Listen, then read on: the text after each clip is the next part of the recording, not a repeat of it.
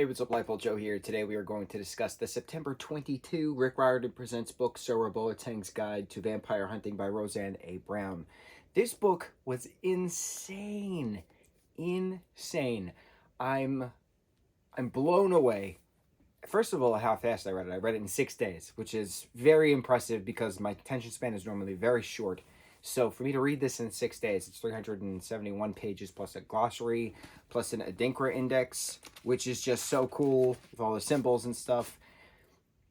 I'm amazed. I'm amazed with this book, how fast it was, how eye-opening it was. It's like one of the let's talk about stuff, let's think about stuff, but throwing in mythology from Ghana, which is a country western coast of Africa, and that mythology, the different tribes' mythologies mixed together, thrown into this 12-year-old girl named Serwa, who happens to be thrown into this town called Rocky Gorge, Maryland, in Maryland. So how did Serwa get there, right? Why is she there? So Serwa's family are part of this vampire slaying, dare I say the word, guild group, and they have this divine wisdom blessed upon them by the gods and goddesses in order to amplify powers to help defeat vampires. Ghanaian vampires are not the same as Western vampires. So we know what Western vampire as I'm going to suck your blood and you're going to turn into a vampire and now you're in my guild and you can turn into a bat. Some vampires, things, right? But these vampires are fireflies that possess hosts, and then it's like a brain thing where it's like that person is still in there, but the adze, A-D-Z-E is how it's spelt, but it's pronounced A-D-J-E-H, adze. So the adze attached to the brain, and they become the forefront, and then they need blood to feed, but then they want control, and like they're going to cause chaos with black magic and stuff, and they can turn into the host body can turn into this vampire creature with long fangs and claws and things like that.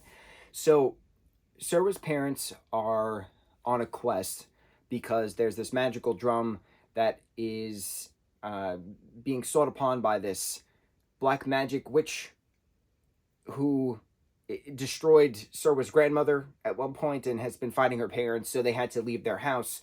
They had to store Serwa in a safe place, basically, where there's no magic in the area, and that would be at a family friend's house in Rocky Gorge, Maryland. So Serwa is thrown with her friendly cousin Roxy, aptly named after the author herself, which I just actually put together. Hysterical, great.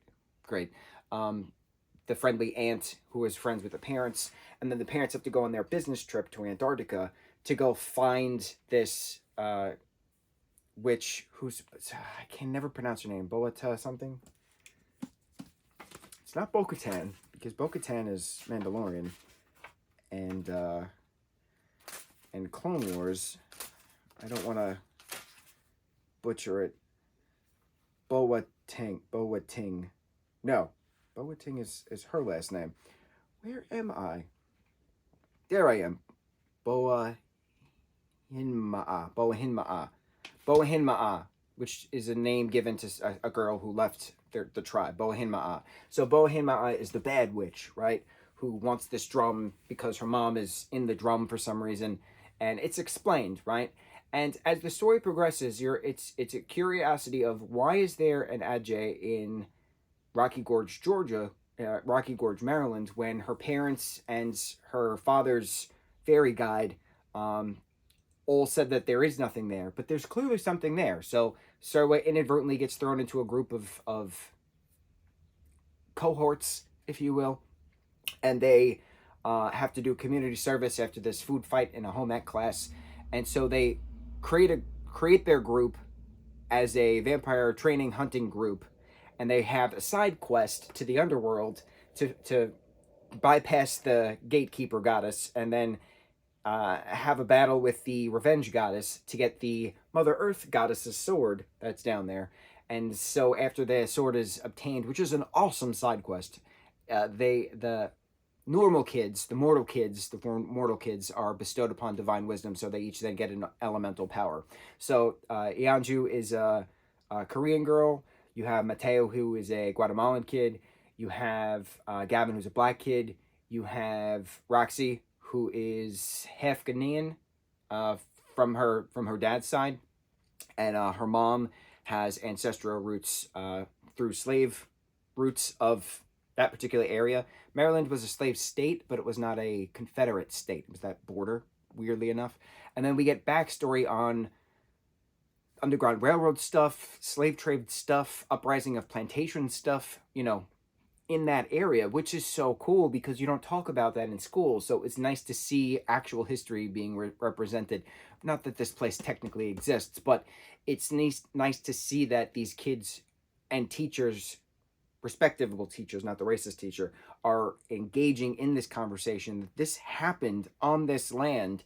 You can't pretend it didn't happen, which is just so great and a smack to the face to all the different politicians who are trying to ban books to erase history. You can't erase history. History happened. Whether you like it or not, it happened. And you have to acknowledge that it happened. So history, the past brought you to the present, and what you do now shows you what the future can be. And that's what all this book was about. In regards to witches versus vampires, in regards to the color of the skin versus what you do, how you act, your level of intellect.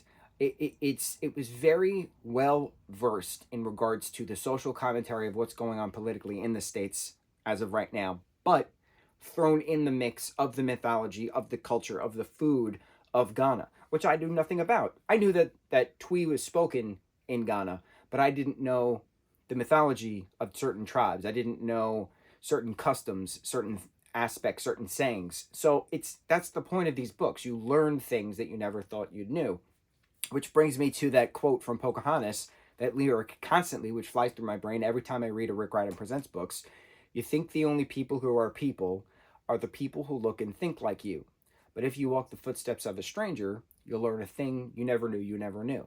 And that's why I love this imprint, this multiverse of books, because I continuously learn things that I never knew. So that's what's cool about learning different aspects of different cultures, is because the world is vast. And just because you are born into a certain culture doesn't mean you have to stay within that culture. You have the full adaptability to learn about other cultures. That's what brings us all together. We are all one and should be one, not divided as it is. So it's interesting. It's the social commentary was just gorgeously layered. The action sequences were gorgeously layered. The conversations the kids have, the fact that Mateo had a stutter.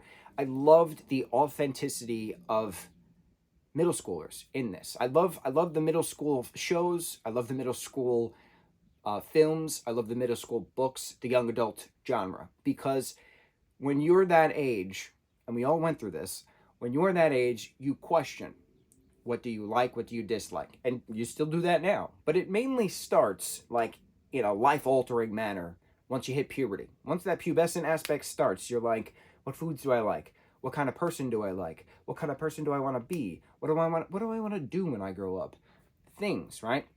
So for Serwa to be dealing with that in general on a physical aspect, she's dealing with that mentally on a family aspect. Once truths are revealed and the Ajay is revealed at the end of the book, you think it's over, but no, there's still 50 pages left. And you're like, we just had an ending, but then no, there's a second ending. And you're like, bro, my mind exploded. I'm not gonna dive into the details as I normally do. When we have these kind of conversations, we talk about the spoiler aspect of the plot points. But the big reveal of the family reveal in regards to why Serwa can feel certain things, aside from the, drawing of the Adinktra to create the magical aspect because of the divine wisdom from that Slayer side. What's going on with the black magic side? Why is there a black magic side? Why is the villain doing villainous things? Or is the villain actually doing villainous things? That character has a little monologue towards the end of the book where she's talking to Serwa and saying how just because the forest fire flames destroy or something like that, they lay the way for new life. And so just because, I'm going to butcher it. And then they said the opposite of Cancer cells create other cells which then poison the body. So creation is not all divine, and destruction is all not that villainous. And that was the cool part about it, that there's the duality of certain aspects and viewpoints, perspective. That was the thing. Just because you think something's bad doesn't mean it's bad. Just because you think something's good doesn't mean it's good. It could have a duality to it. That was the point of this. And then that was the wrap up at the end of the second ending, because it was just layered and the truth coming about. And now it's a matter of, what is Serwa going to do? What is she going to do? She did what she didn't want to do. She knew that she had to do certain things in regards to the friends after they all band together and were training at Sweetie Land, which is an abandoned candy-themed amusement park, which is just glorious. High School Musical references throughout, Disney Channel nods throughout. This would make an incredible Disney Plus film. It would make an incredible Disney Plus film. It just lays the groundwork in a beautifully paced hour and 45-minute long film. I just, my jaw dropped at the end, and I don't elicit that much physical emotion, in surprise. But I literally went while I read this, because I did not expect the turns at the end after the reveals, and then leading right into the next book. There's going to be a sequel, Serwa Boateng's Guide to Witchcraft or something like that. What is it called? It's on the back. Let's see. Guide to Witchcraft and Mayhem. I think there's only 2 books in this series. The duality of books, the duology. There you go, of this series. It's just so well done, and it's so well crafted, and I'm just so impressed. I read it so quick because of how well it was. I had a conversation with a friend a while ago in regards to attention span and book reading, and they said you can't even think of it that way, that you might have a short attention span sometimes in regards to reading, but you got to realize, if a book is well written, if the pace is very quick and it keeps you enamored, you're going to read it quicker than you would a book which is very slow and is not making many sense, and you feel forced and obligated to finish it because you already started it. I was like, you have a point. You have a point. I have realized that. But certain books I actually take longer to read because I don't want it to end. That's the other duality of it. Life is a duality. It's a wondrous thing. But I've been pushing myself to read more like I used to. I used to read 50 pages a day, so I've been starting to do that again. And I knocked out 2 books in 2 weeks, about a book a week. So I'm going to keep up with that. I still have 64 Goosebumps books to read. I wanted to do that before the end of the year. I don't know how that's happening, because I still have other books to read. We'll see. We'll see what happens. Anyway, Serwa Boateng's Guide to Vampire Hunting by Roxanne A. Brown. Incredible 371-page book, adding to this multiverse of madness within our Rick Riordan Presents franchise. Incredible. I'm glad that this is now a part of the canon, the multiverse canon. On to the next review. Mucho mahalo.